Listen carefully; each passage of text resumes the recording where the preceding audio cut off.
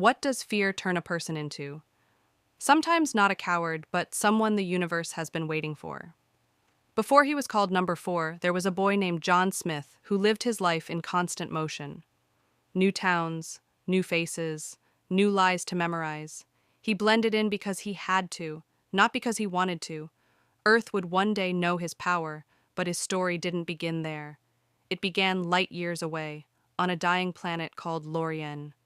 9 children were sent fleeing into the stars as their home burned behind them, each marked with a number, each destined for greatness, and each hunted.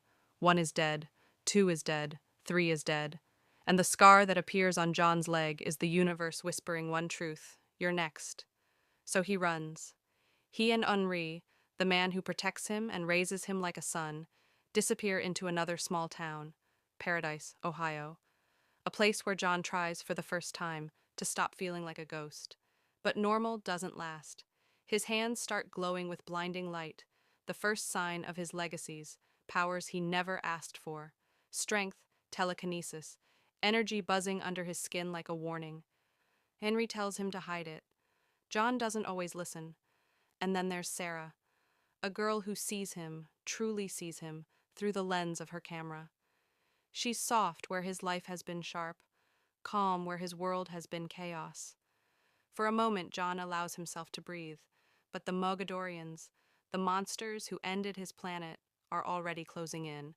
In the shadows, another figure watches him, a girl with fire in her eyes and fear long burned away. Number 6. She's been fighting alone for too long, and she knows the truth. Separated, they die. Together, they survive. But Henri won't live long enough to see that future. His death hits John like lightning, splitting him open. The boy who wanted to live quietly disappears. Something stronger rises.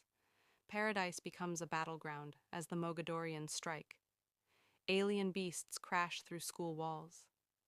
John unleashes everything inside him, fighting not just to survive, but to protect the fragile pieces of life he dared to build. 6 fights beside him. Sam, the conspiracy-obsessed kid, refuses to run. Sarah stays even when she's terrified. And in the chaos, John stops being a hunted boy. He becomes a warrior. When the battle ends, the enemy lies in ashes. But victory doesn't bring freedom. It only paints a bigger target on his back. John stands at the edge of the town he wanted to call home, knowing he can't stay. The remaining numbers, 5, 7, 8, and 9, are still out there. If he doesn't find them, the Mogadorians will. He doesn't want to leave Sarah. She doesn't want him to go, but destiny rarely cares about desire.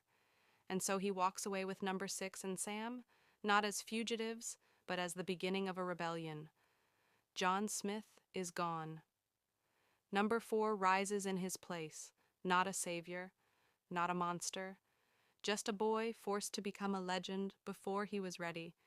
So tell me, after hearing his story, is he a threat or the hope his world left behind?